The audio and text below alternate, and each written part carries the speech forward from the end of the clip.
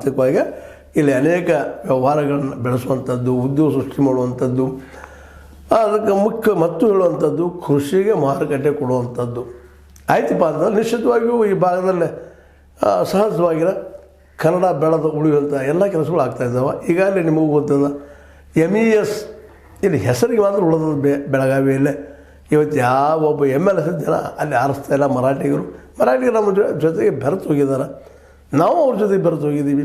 ಇದು ಅನಗತ್ಯ ಸಮಸ್ಯೆ ಕೇಳುವವರು ಹಿಂದೆ ಸರಿಸೋಕ್ಕಿಂತಲೂ ಅವ್ರು ನಿರ್ಲಕ್ಷ್ಯ ಮಾಡಿಬಿಡೋದು ಭಾಳ ಬೆಸ್ಟ್ ಕೆಲಸ. ಒಂದು ಎರಡನೇದು ನಮ್ಮ ರೇಖೆಯನ್ನು ಹೆಚ್ಚು ಮಾಡ್ಕೊಳ್ಳೋಂಥದ್ದು ಆಗಲಿ ಅನ್ನೋಂಥ ಒಂದು ಅಭಿಪ್ರಾಯ ನಮ್ಮದು. ಇದು ನಿಮಗೇನು ಅಂತ ಗೊತ್ತಿಲ್ಲ, ಬಟ್ ಇದು ಆಗಬೇಕಾಗಿದ್ದು. ಇದ್ರ ಜೊತೆಗೆ ಇನ್ನೊಂದಿಷ್ಟು ಈ ಸಹಜದ ಕನ್ನಡ ಉಳಿವಿಗಾಗಿ ಬಾರ್ಡರ್ ಮೇಲೆ ಒಮ್ಮೆ ತಿಕ್ಕಾಟ ಮಾಡೋ ಬರ್ತಾವೆ, ಸಂಘರ್ಷಗಳಾಗ್ತಾವೆ.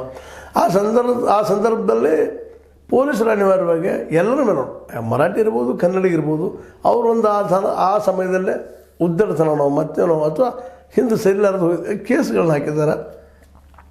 ಆ ಕೇಸ್ಗಳನ್ನೆಲ್ಲ ಹಿಂತಕೋಬೇಕು ಅನ್ನೋದು ಒಂದು ಬೇಡಿಕೆನೂ ಅವ್ರು ಇಟ್ಟಿದ್ದಾರೆ.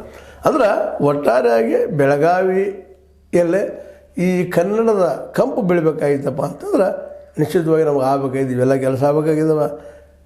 ಮೈಸೂರು ದಸರಾದಂಗಾಗಲಿ, ಉದ್ಯೋಗ ಸೃಷ್ಟಿ ಆಗಲಿ, ಮುಂದೆ 2 ಕೋಟಿ ಬಿಟ್ಟು 3 ಕೋಟಿ ನಮ್ಗೆ ಖರ್ಚು